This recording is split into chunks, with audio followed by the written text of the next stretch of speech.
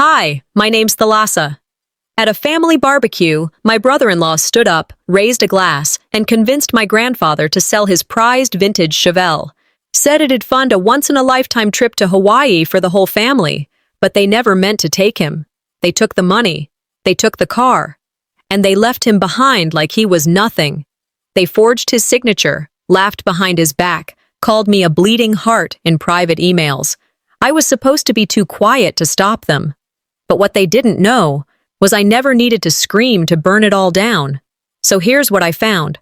Want to hear how a family robs its own and what it takes to stop them? The breeze was dry that afternoon, the kind that tugged gently at hems and carried the smell of grilled meat and fresh-cut grass through the air. I stepped out of my car with a glass casserole dish wedged between my arms, balancing potato salad like it held the fate of diplomacy itself. The driveway of Grandpa's house hadn't changed in 20 years. Same uneven slope, same oil stain near the porch. Everything felt familiar, except me. Inside, the air buzzed with conversations layered over country music playing low from Grandpa's old radio. Melora was in the kitchen, barking orders in that sweet but commanding way she used when trying to disguise control as care. Her husband, Corbin, was manning the grill like it was a TED Talk on masculinity. Tongs in one hand, beer in the other, voice pitched too high to sound natural. "Look who finally made it," Melora chirped when she saw me. "Late as always." "Good to see you, too," I said, setting the salad down beside a store-bought tray labeled homemade. I'd made mine from scratch. Corbin called over, "You brought the magic, Thalassa. Grandpa's been asking for your salad since last year." I smiled faintly. That man could make being punched sound like a compliment. Grandpa Harlan was already out on the patio, hunched in his faded chair with a crocheted cushion beneath him, nodding along to someone's story he probably hadn't heard. He looked frailer than I remembered. Or maybe just smaller. I bent down to kiss his cheek. "How's my favorite troublemaker?" He chuckled softly. "Still kicking, barely steering." Something about the way his eyes flicked toward the garage made my stomach shift. I brushed it off. Maybe it was nothing. But sometimes, it's not what people say, it's what they skip. The food was laid out potluck style, a mix of casseroles, dips, and desserts that all looked suspiciously similar in seasoning. Everyone filled plates, claimed lawn chairs, and clinked glasses with over-eager smiles. Halfway through the meal, Corbin stood up, cleared his throat, and tapped his beer can with a fork. "I want to say something," he announced, voice just loud enough to freeze forks mid-air. "This family, it's everything, and it's about time we did something for us, together." "Here we go." "I've been thinking," he continued. "What if we made a memory, a big one, like a family trip, Hawaii?" Gasps, laughter, excitement. Melora clapped. "Yes! Dad, you've never been anywhere tropical." Grandpa blinked, mouth twitching into a polite smile. "It sounds lovely." Corbin nodded. "Exactly. And we figured there's a way to make it happen. Your Chevelle. What is it, a 70? It's just sitting there collecting dust. You haven't driven it in years. We could sell it? Use that money to book the trip for everyone. You'd be giving us something we'd never forget." I felt my chest tighten. My fork hovered mid-air. Melora leaned in. "It's a gift to the family, Daddy. A legacy." "Of course, we'll take care of everything," Corbin added, with that syrupy tone that always made my skin crawl. "You won't have to lift a finger." Grandpa chuckled, but his eyes drifted to the side yard, where the garage stood like a sentinel holding secrets. I didn't say anything, not yet. But inside, I was already clenching. Later, as plates were cleared and beers popped open, I offered to help organize the logistics. Melora waved me off. "Come on, you work all week. Let us handle the family fun this time." Corbin chimed in. "This is supposed to be stress-free. Trust us. It's a gift from the heart." "Right," I murmured, swallowing something that wasn't food. Grandpa sat quietly between them, nodding, saying little. He wasn't the same man who used to bark at mechanics about authentic carburetors and respect for American steel. He looked like someone trying to remember where he left his authority. I stood up, murmured something about needing air, and walked around the house. The garage door was closed. I stared at it for a while, half expecting it to open on its own. By dusk, the yard had quieted. Kids played with glow sticks, and couples shared folding chairs like it was a drive-in movie from the 50s. I slipped onto the porch swing with a paper plate of cake and let my eyes wander to the edge of the garage again. When I was 13, Grandpa taught me how to wax the cheerful. I remember how careful he was, how reverent. He'd told me, "This isn't just a car, sweetheart. This is the one thing I never let anyone touch but your grandmother and you." Back then, I thought he was exaggerating. Now I knew better. It was never about the engine. It was about what stayed still while everything else changed. That night, I walked out to the garage, and the cheerful was gone. I slipped on my sneakers without bothering to tie them. The sun had dipped behind the trees, leaving the yard soaked in a dull, gray-blue light, the kind of quiet that settles over a house when the guests are gone, but something still lingers, something unspoken. The garage sat at the far edge of the property, next to the sagging fence and the hydrangea bushes that hadn't bloomed right since Grandma died. I knew before I reached the door. Still, I had to see it. The overhead light flickered as I pulled the string, and there it was. Or rather, there it wasn't. The space was hollow. No cheerful. Just oil-stained concrete and a folding chair Grandpa used to sit in when polishing the chrome. The keys still hung on the hook by the door. His old scratched keychain that read, "This Grandpa runs on hugs and horsepower," dangled like a cruel joke. They didn't even take the keys. I stood there, staring at the emptiness like it could give me answers. But it didn't. No tire marks. No note, no noise, just space where legacy used to live. That car wasn't just metal and paint. It was family, and someone took it like it was junk. By the time I walked back into the house, the rooms had cooled and the lights had been dimmed. Most of the dishes were cleared. Corbin was laughing with Melora in the kitchen, something about hotel upgrades. I didn't speak to them, not yet. I moved past the hall and found Grandpa in his recliner, remote in hand, flipping between a documentary on national parks and static. "Grandpa," I said quietly, kneeling beside him, "did you sell the cheerful today?" He blinked a few times, then glanced at me like I'd asked if the moon was still out. Oh, I signed some papers. They said it'd make things easier."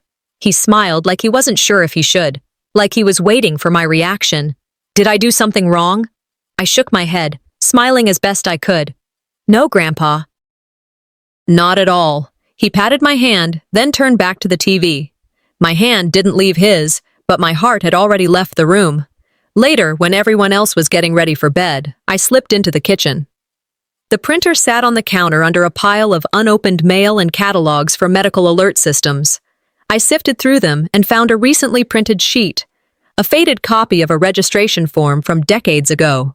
And there it was, Chevrolet Cheerful, year 1970. Registered to Harlan Jennings and Ismena Jennings. Their names, printed side by side like they always belonged. I remembered one Saturday in July when I was 7.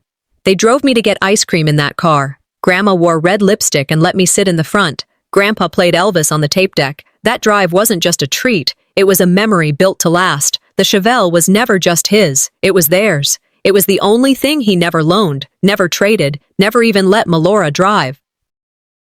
I pressed the paper against my chest like it might stop the pounding underneath. That wasn't a signature on a sale agreement. That was a betrayal wearing a smile. I folded the registration carefully and slid it into the inside pocket of my jacket. If they could take the car, they could take more. They could take everything. I paused in the hallway before heading upstairs. Melora's laughter echoed faintly from behind the closed guest room door. I whispered to myself, not loud enough for anyone to hear, but loud enough that it lived in the room with me. They just declared war on the wrong granddaughter. But before I could confront anyone, I found something on the printer tray that made my blood run cold. The printer tray wasn't supposed to be warm, but it was. As I reached underneath the stack of mailers and takeout coupons, the soft hum of just-finished printing made my skin tighten. I pulled the page slowly, eyes narrowing as the ink came into focus. It was a bill of sale. For the cheerful. My fingers tightened as I scanned the page. Buyer, Corbin Markley. Seller, Harlan Jennings. Beneath it, one scribbled name in shaky pen that was supposed to be my grandfather's, but it wasn't. The loop in the J was too narrow. The H didn't have his slant. I didn't need a handwriting expert to tell me what I already knew. That was not his signature. The shock didn't hit all at once. It came in pieces, like a slow leak in a tire. First disbelief, then anger, then the sudden, dead certainty that this wasn't a misunderstanding. This wasn't a paperwork error. It was premeditated.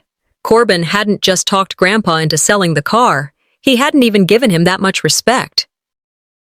He forged it, brazenly, quietly. I sat down at the kitchen table and pulled out the 1970 registration from earlier that evening, laying it side by side with the fresh contract.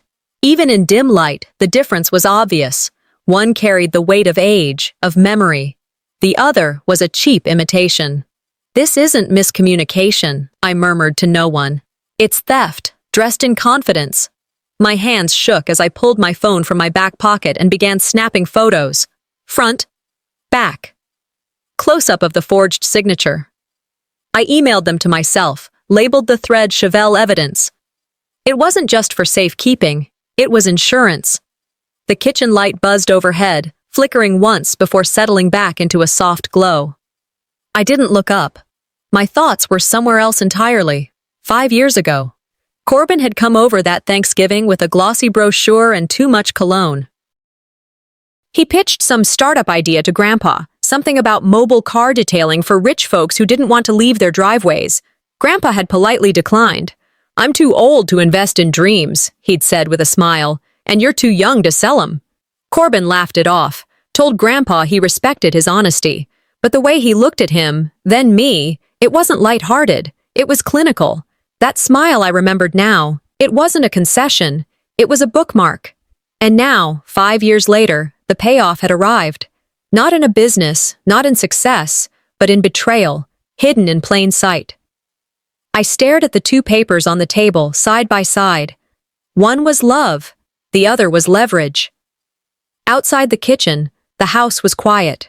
Grandpa had gone to bed an hour ago. I could hear the faint rhythmic wheeze of the hallway floor vent, the same one that never quite worked right since the 90s. I reached for a large envelope and slid the evidence inside. Then I tucked it into the back of my nursing bag. That bag had carried EKG leads and stethoscopes. Now it carried the truth. I glanced toward the hallway. For a second, I thought about waking Grandpa, sitting him down, telling him everything. But I didn't. Not because I was afraid. Not because I didn't want to. Because he deserved one more night of peace. I stepped outside to the back porch and sat under the amber porch light, the same one that flickered when it rained. The cicadas had quieted, and the moon hung low behind scattered clouds. "They want this quiet," I whispered into the darkness. "So I'll give them silence, but not the kind they expect." I traced the lines of the envelope in my lap, imagining it on a judge's desk, on a reporter's desk, in the hands of someone who still believed in consequences. Corbin and Melora had chosen their game. Now they were going to learn I didn't play by the rules they thought I did. I wasn't the kid's sister anymore. I wasn't the one they could pat on the head and shoo away. They crossed a line, and I was going to show them what happens when you forget who you're really dealing with. The next morning, they smiled like nothing happened. And that's when I knew. They thought I was too soft to stop them. The smell of bacon hit me before I made it down the stairs. It was thick, almost theatrical, like someone was trying too hard to create family breakfast vibes. I stepped into the kitchen, and there he was, Corbin, flipping pancakes with one hand, sipping coffee with the other, and humming like he'd just donated a kidney to charity. Melora stood by the counter, phone in hand, giggling. "No, we were thinking Kauai, but now I'm leaning toward Maui. Yeah, full beachfront, private villa. Dad really came through this time." She shot Corbin a look like they were in on the best-kept secret in America. I didn't speak, just stood in the doorway and watched them perform. Grandpa was sitting quietly at the table, slowly stirring his coffee with a spoon that clinked far too loud against the ceramic. He looked peaceful, but that peace was built on lies. I stood frozen for a moment, watching them all in slow motion. "It's like waking up in someone else's lie," I muttered under my breath, barely audible. Corbin noticed me, finally. Morning, sunshine. Pancake? He lifted one off the griddle like he'd handcrafted it with love. Just coffee, I said. He clinked his mug against Grandpa's, then turned toward me with that politician's smile. To generosity and new beginnings. I wanted to laugh, or scream, but instead I nodded slowly, keeping the bile in my throat where it belonged, for now.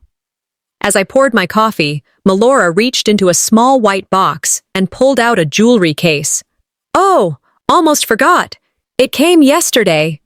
She opened it with flair and held up a dainty gold necklace, glinting under the kitchen light. The pendant was shaped like a little surfboard. Engraved in cursive were the words, "From Dad, with love." I blinked. He doesn't even know the car's gone. Melora rolled her eyes. Thalassa, he gave it for the family. We're doing this for all of us. Let's not guilt-trip his kindness. I set my mug down, slow and steady. You mean Corbin tricked him, forged his name, and now you're wearing the receipt around your neck? The kitchen air thickened. Corbin turned off the stove burner without a word. Melora's smile faltered, just a flicker. She didn't respond, but the flare in her nostrils said plenty. Grandpa looked up, halfway through his toast, puzzled by the tension. He opened his mouth to speak, then looked back down at his plate and said nothing. I excused myself. I needed air. Outside, the morning sun was rising higher, throwing golden patches across the old porch and casting long shadows over the lawn. I sat on the bench beside Grandpa's dusty toolbox, ran my fingers over the wood. Years ago, this backyard was where Grandpa taught me how to check oil, how to feel the dipstick, wipe it clean, dip again. He always said, "Maintenance is love." Cars don't break your heart if you listen to them. Now, everything felt like static. I pulled out my phone and scrolled through the photos, the forged signature, the registration from 1970, the email receipts. I created a folder in the cloud, labeled it Grandpa Harlan Legal. I hesitated for a second, then opened a text thread and typed, "Can we talk about power of attorney today?" Sent. They were too comfortable. That's their mistake. When I came back inside, the pancakes were stacked like a commercial. Everyone was pretending again, but I wasn't in the mood to join the show. As breakfast wrapped, I moved past Corbin, brushing close enough to speak just above a whisper. You might want to delete your emails faster. His hand paused over the syrup bottle. Melora turned. Excuse me? I faced them both, quiet, composed. Are you threatening us? She asked, chin lifted. Not yet, I said calmly, but consider this a courtesy. Their silence was the loudest sound in the room. What they did next told me everything I needed to know. They weren't scared. They were getting cocky. I found them in the living room, exactly where I expected. Corbin on his laptop, Melora on her phone, both grinning like nothing had happened. The sun hadn't even fully crested the front windows, and they were already talking about cabana upgrades and spa packages. I say we splurge on the oceanfront. We've earned it, Corbin said, scrolling through resort options like he was booking a corporate retreat instead of spending what wasn't his. Melora smirked. Kauai or Maui, I mean, either way, we'll make the photos look amazing. Grandpa's TV was murmuring in the background, some old nature documentary about monarch butterflies.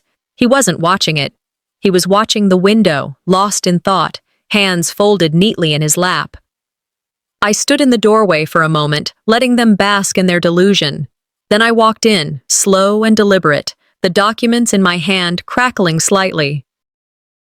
I placed the original registration and the forged bill of sale on the coffee table in front of them without a word. Corbin glanced up. What's this? You still on about that? I want you to look at those, I said evenly. Melora sighed, barely glancing away from her screen. Thalassa, really? Corbin leaned back. Look, if this is another one of your guilt crusades, save it. It's already done. You're overthinking. My voice stayed calm. That's not his signature, and you know it. Corbin chuckled under his breath. You think anyone's going to listen to you? You're not even on the deed to this house. Hell, you haven't lived here since high school. Melora tossed her phone on the couch. What are you trying to do? Tear this family apart over a car? This isn't about the car, I snapped. This is about consent. It's about dignity. It's about theft. We stared at each other across the coffee table like it was a battlefield. You're being dramatic, Melora hissed. This was a family decision. He agreed. I shook my head. He signed something he didn't understand because you manipulated him into thinking it was just a formality. Before either of them could respond, Grandpa shuffled into the room, blinking behind his glasses.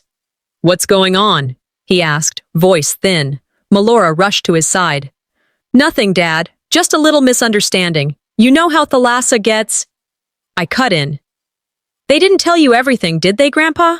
He looked at me, then at the papers, then back again. I just wanted everyone to be happy. I took a breath. Then let's start by being honest. Corbin stood up. Enough. You're twisting things. You want attention? Fine. You've got it. Happy? I didn't flinch. No.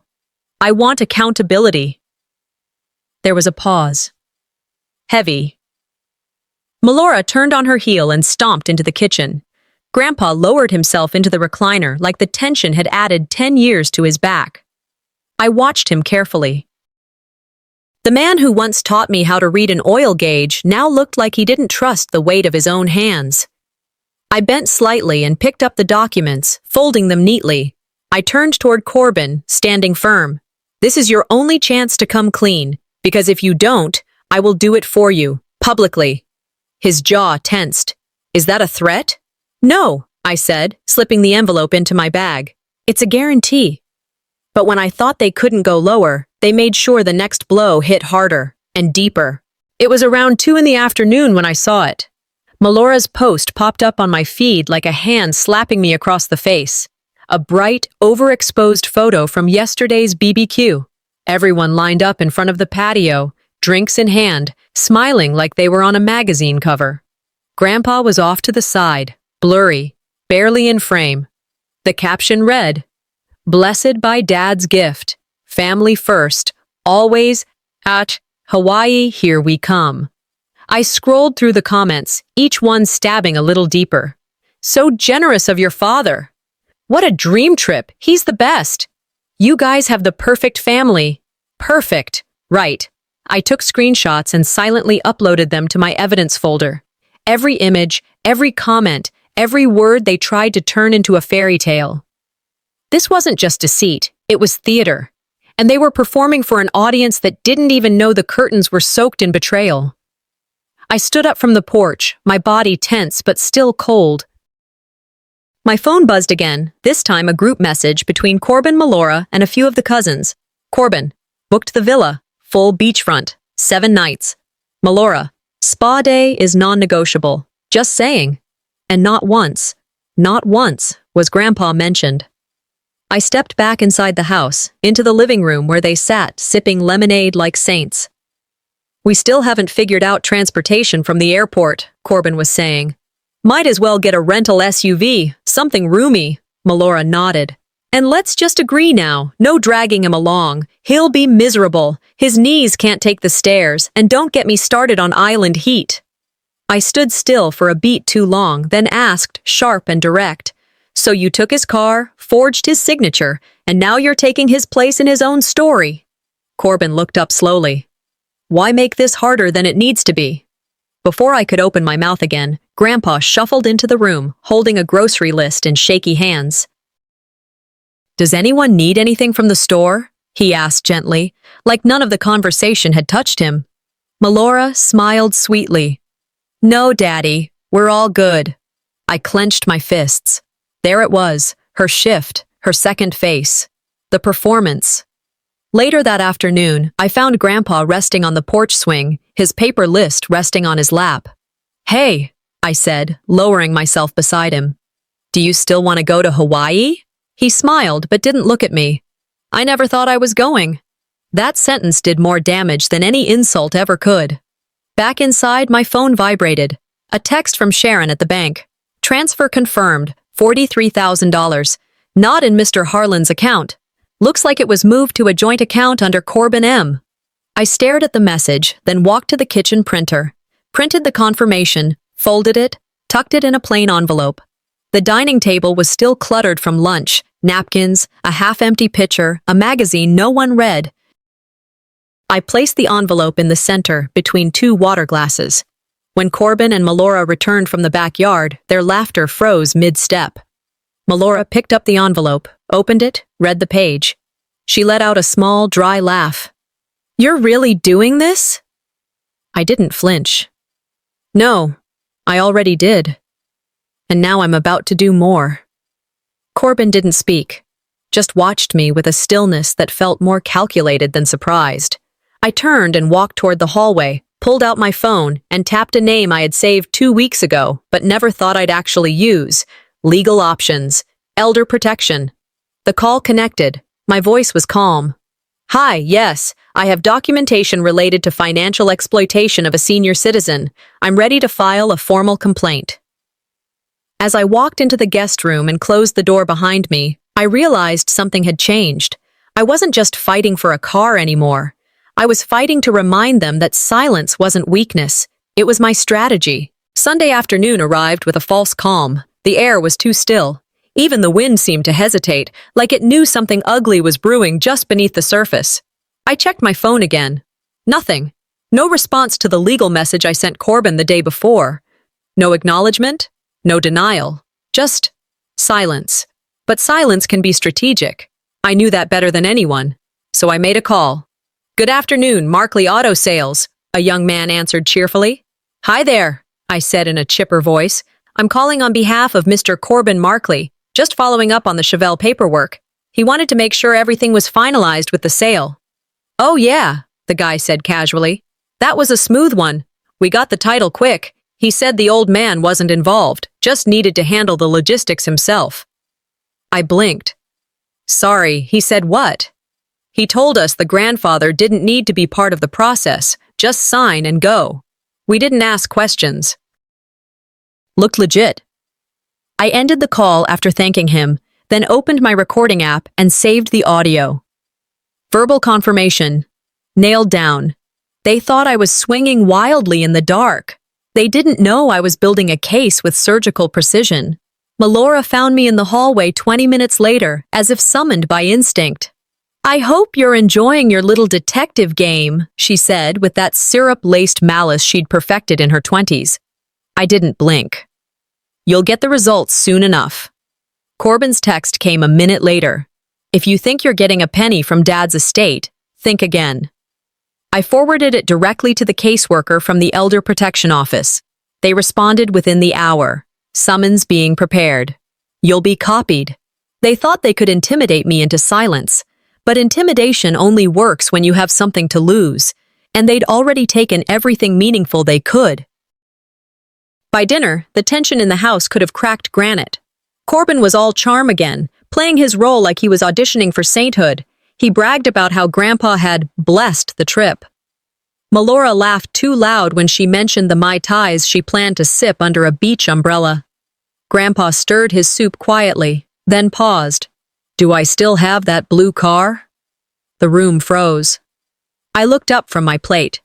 "No, Grandpa, they sold it already." His brow furrowed. "Oh, I thought I saw it in the garage last week." "You didn't," I said. "It's been gone for days." Melora's spoon hit the table. "Why are you doing this, Thalassa?" "Because he doesn't deserve to be lied to in his own home."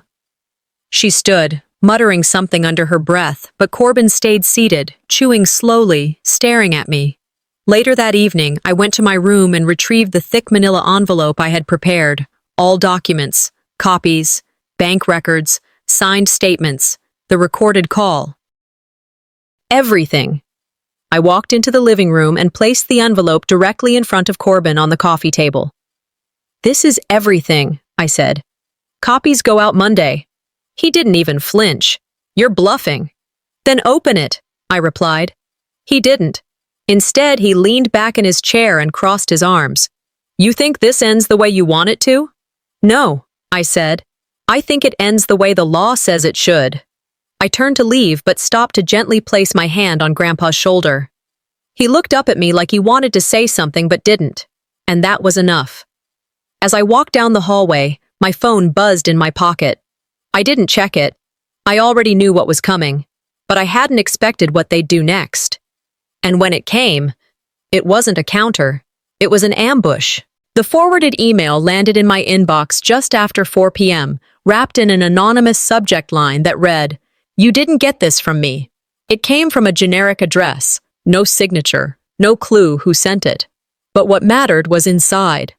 "Don't worry, the old man won't even know," Corbin had typed, plain as day. "His granddaughter is a bleeding heart, but harmless." I stared at the screen. My hands didn't shake this time. That part of me had gone quiet. This wasn't fear, this was clarity. I printed every email, stapled them in order, and tucked the packet into the envelope already stuffed with notarized documents, screenshots, and audio recordings. The case was no longer forming. It was done. At 6 p.m. sharp, we sat down for dinner in the living room, the dining table still cluttered with legal weight. Melora had lit candles, like that would soften the room's air. Corbin passed out napkins with the ease of someone running a dinner party, not facing an investigation.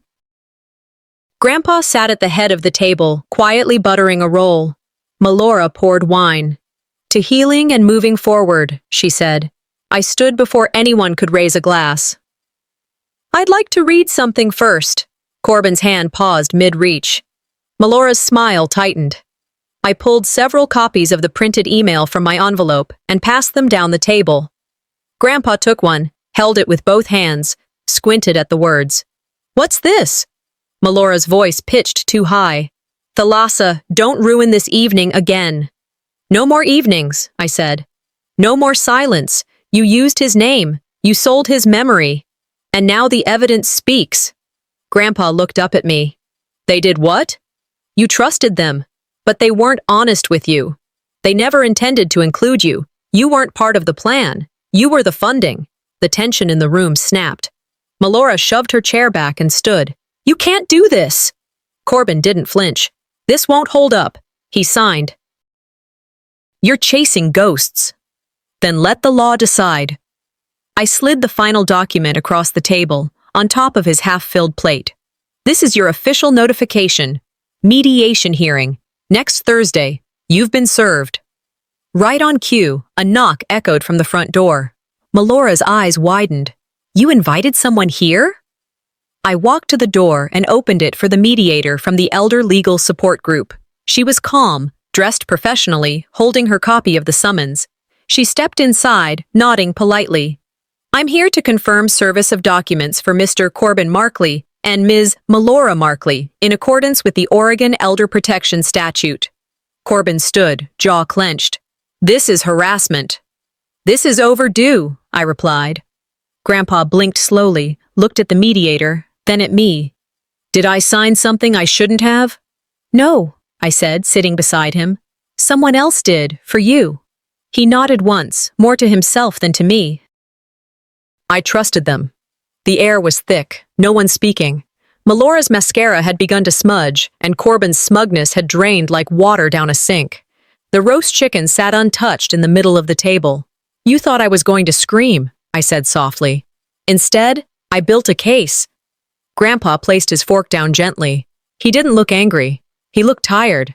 "You used me," he said to Corbin, and those 3 words landed harder than any courtroom verdict could. And the worst part? He still thought he could get away with it. 3 days after the confrontation, the house was quiet in the worst way, not peaceful, just hollow. The kind of silence that follows detonation, when smoke still hangs in the air and no one's sure what's left standing. Corbin and Melora were gone.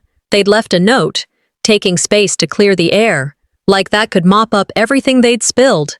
Their absence didn't make the house any warmer.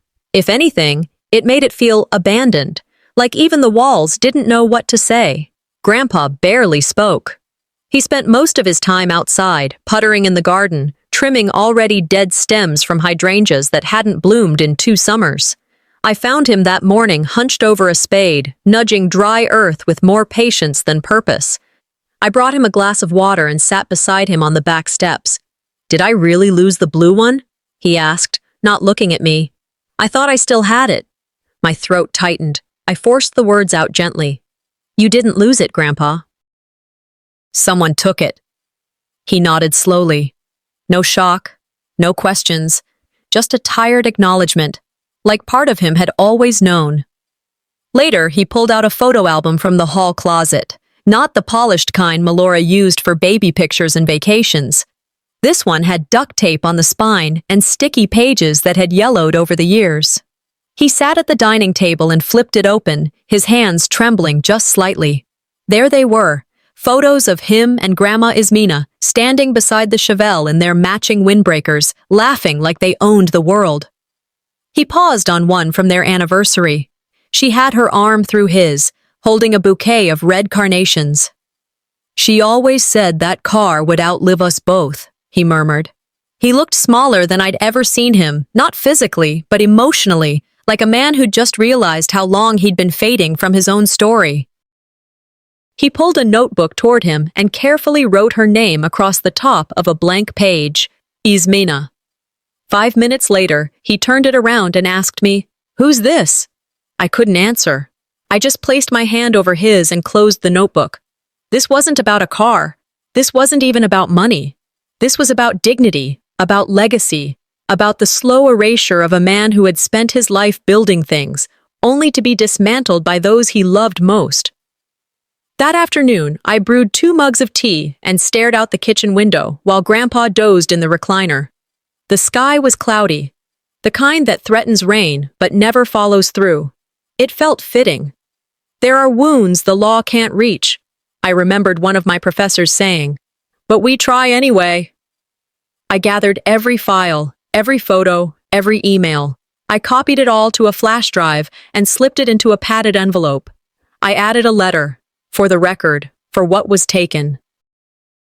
I mailed it to the county office without writing a return address, not for revenge, but because truth deserved to outlast memory. That evening, Grandpa and I sat together on the porch. Neither of us said much. We didn't need to. The wind picked up slightly, brushing through the trees like it was checking in. Grandpa sipped his tea, then reached over and took my hand in his. "Thank you for staying," he said. "I don't remember everything, but I remember that." I swallowed back the lump in my throat and squeezed his fingers gently. "Then that's all we need for now." When he fell asleep in the chair, I didn't move him. I let him rest. I pulled the court packet from my bag and reviewed every page. Summons, notarizations, copies of signatures, statements from the bank. Everything was signed, stamped, time-stamped, and ready. I tucked it back into the envelope, folded it shut, and whispered to the still night around us, "You're not alone, Grandpa." Not ever again. The court date was set, but justice wasn't the only thing waiting on the other side. Friday morning arrived gray and still. The courthouse sat like a monument to silence, concrete and unmoving. I parked along the curb and helped Grandpa out of the car. He wore his best wool coat, though the temperature barely demanded it. It hung loose on his shoulders, but he stood tall, taller than I'd seen in weeks. Inside, Corbin and Melora were already seated in the waiting area. He wore a slick charcoal suit, the kind that screamed, "I've done this before." Melora had on oversized sunglasses, despite the dim fluorescent lighting, and scrolled endlessly through her phone like she was auditioning for disinterest. They didn't look at me. I didn't offer a greeting. At the check-in desk, I handed over the folder. The clerk nodded, and we were ushered into a neutral room. White walls, oval table, pitcher of water. A woman with a calm, practiced voice introduced herself as the mediator. Grandpa and I sat on one side. Corbin and Melora took the other. The room smelled like copier toner and legal formality. "Today's matter," the mediator began, "concerns allegations of misrepresentation and financial exploitation of a vulnerable elder." Corbin leaned forward, smirking. "I'm going to stop you right there. None of this holds up." He signed willingly. Melora crossed her arms. "This is a family matter being blown out of proportion." I didn't raise my voice. I opened the folder and laid out the evidence like a quiet storm. First, the title, original, signed in 1970 by Grandpa and Grandma. Then, the forged bill of sale. Next, the transcript of the dealership call, Corbin claiming Grandpa wasn't involved. The bank records showing the $43,000 transfer, none of it landing in Grandpa's account. And finally, the email. The one Corbin thought no one would ever see. Don't worry, the old man won't even know. His granddaughter is a bleeding heart, but harmless. The mediator said nothing at first. Then she gathered the pages slowly, reading each with the weight they deserved. Corbin's confidence faltered. Melora's knee bounced under the table. The facts, the mediator said evenly, are sufficient. The court finds that Mr. Corbin Markley and Ms. Melora Markley did engage in deceptive practices. You are ordered to return the full sum of the vehicle sale to Mr. Harlan Jennings. Melora gasped. This is insane. He's our father. The mediator continued, unfazed. Furthermore, both parties are to be removed from any current or future financial documentation involving Mr. Jennings. A formal note of elder exploitation will be filed in public record. Corbin stood, eyes wide. You did this to your own sister? I looked at him and said, No, you did. I just gave it a name. We exited the room in silence. Reporters were already waiting outside the courthouse. I shielded Grandpa from the flashes of cameras and the blur of questions. Miss Jennings. Is it true your family forged documents? What happens next? I didn't answer. Back at the car, Grandpa gripped the door handle and turned to me. You didn't have to go through all that for me, he said quietly. I smiled. You taught me never to walk past a lie like it's normal. He nodded, eyes glassy. We drove away without music, without words. But it wasn't silence anymore. It was peace. What came after wasn't about revenge. It was about rebuilding what they tried to erase. It had been a week since the ruling, and the house had found a new rhythm. Quiet, but not the suffocating kind that followed betrayal. This quiet was earned. Grandpa was in the garden again, clipping brown edges off rose petals with hands that moved slower, but still knew exactly where to press. I sat on the porch steps, organizing photo albums. Real ones, the kind with tape and fading ink, not digital folders. A letter arrived around 3, slid halfway through the mail slot and trembling slightly in the breeze. I recognized the handwriting immediately. Corbin's. I opened it without asking Grandpa, even though it was addressed to him. It wasn't courage or curiosity, it was protection. Inside, a birthday card with a golf joke on the front and a short, vague message. We all made mistakes. Let's move on. Hope you're well. Corbin. Grandpa read it once, then folded it back into the envelope and placed it face down on the coffee table. Not today, he said simply, then went back to watering the hibiscus. Later that evening, while putting away old envelopes, I found a drawer in Grandpa's bedroom labeled with neat black marker, returned letters, dozens of them, unopened cards from Corbin and Melora, stacked like regrets no one wanted to revisit. Do you ever want to read them? I asked. He didn't look up. If they needed to be read, they would have come in person. That was the first time I realized he wasn't holding on to anger. He was holding on to what little peace he had left. That Sunday, I walked into the community center for the watercolor class I originally signed up for him. He'd insisted I go without him, claiming his fingers were too stubborn these days. I picked a spot by the window and set out my brushes. The woman next to me looked a little like Grandma. Same warm eyes, same habit of tucking her hair behind one ear when she laughed. We painted tulips, yellow ones. When it was my turn to speak, I shared what Grandpa once told me. Yellow tulips mean hope, not joy. Hope survives storms. Nobody said anything for a beat. Then the instructor nodded and said, That's the most honest thing I've heard in here. I left class with paint on my wrists and something softer in my chest. Not joy, but something better. When I got home, Grandpa was asleep on the porch. A mystery novel rested on his chest, his glasses sliding down his nose. I sat beside him and quietly picked up the book, flipping to the last few pages and reading aloud. A neighbor strolled by and called out, You two look like a painting. I smiled. I didn't respond. Not because I had nothing to say, but because I didn't want to interrupt what we were finally building. Later that night, I opened my laptop. I clicked on the tab I'd left untouched for days. Application for Masters in Gerontology, Oregon State. I filled out the personal statement, uploaded transcripts, checked all the boxes. Then I paused at the final button, Submit. My fingers hovered over the trackpad. I glanced toward Grandpa's room, where a soft nightlight cast his shadow against the hallway wall. I didn't need Corbin's forgiveness. Or Melora's. I didn't need an apology that would never come. What I needed was to forgive myself for staying silent too long, for waiting for people to change who never would. I didn't say anything. I just clicked. But before I pressed submit, I knew there was one more thing I had to do, for him and for me. The legal office smelled like old paper and furniture polish. A stack of files sat neatly on the attorney's desk, and sunlight filtered in through the half-open blinds.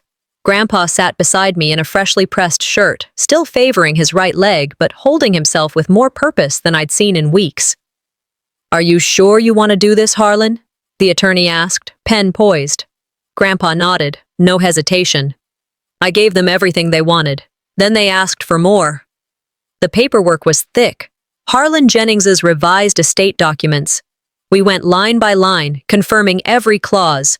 No loopholes, no last-minute gifts to the undeserving. When it came time to sign, he reached for the pen and with a steady hand wrote his name like it was a declaration. I slid one final document across the desk, a notarized copy of Corbin's email, submitted to the Elder Abuse Board. The attorney raised an eyebrow. "You want this attached to the estate?" "Yes," I said. Let the record reflect what happened, for anyone who ever looks. By that afternoon, Corbin's name appeared on the state's restricted list. He would never serve in any fiduciary capacity again, not for a stranger, not for his own father-in-law. A week later, the local paper printed a story on page 2. Granddaughter defends elder from exploitation. Legal precedent may shape future cases. I didn't ask for the spotlight, but when the reporter asked why I fought so hard, I gave her the truth. Sometimes the loudest advocacy comes from those who were once ignored the most. The photo they chose was one from mediation day. Grandpa in his coat, me beside him, chin high. I hadn't realized the camera was rolling. I didn't care. Melora posted a status the next morning. "Family drama isn't justice. Some people just like attention." Her comment section was quiet. The only likes came from names I hadn't seen since high school. Corbin's business lost 2 contracts. One neighbor stopped waving. Another asked if the rumors were true. I didn't confirm or deny. I didn't have to. I just smiled and kept walking. "This isn't about shame," I told Grandpa as we sorted seed packets in the garage. "It's about clarity." He nodded, tapping a tulip bulb against the edge of the table. "Truths like that. Doesn't shout, just shines." One afternoon, I missed a call from Melora. The voicemail was short.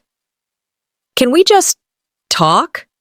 Grandpa overheard and looked up from his crossword. "Will you call her back?" I folded the phone in my palm. Not today. Maybe not ever. I forgave them the moment I stopped needing anything from them. That night, I opened the flash drive again, the one that held every file, every clip, every timestamp. I rewatched the video of the Chevelle being driven out of the garage. This time, I didn't flinch. I didn't cry. I just watched. The next morning, I opened the letter from Oregon State. "Dear Ms. Jennings, congratulations. You have been accepted into the master's program in gerontology, fall semester." My breath caught, but I didn't let it linger. I walked outside, letter in hand. Grandpa was watering tulips in the side garden. Yellow petals stretched toward the sun like they'd survived more than one storm. He looked up and smiled. "That for you or me?" "Both," I said. We sat on the bench by the shed, watching bees work like nothing in the world had gone wrong. I pulled out the framed photo I'd kept tucked away. Grandpa and Grandma beside the Chevelle, arms around each other, smiles wide and unguarded. I placed it on a small shelf inside the shed, next to a jar of old nails and a dusty wrench. Then I hung a sign I'd painted the night before. It read, "Some memories don't fade. Some legacies begin again." As we sat there, quiet and whole, Grandpa reached over and took my hand. "You didn't just protect me," he said. "You taught me how to protect myself. I didn't just fight for what was stolen. I built something stronger in its place, and that will outlive them all."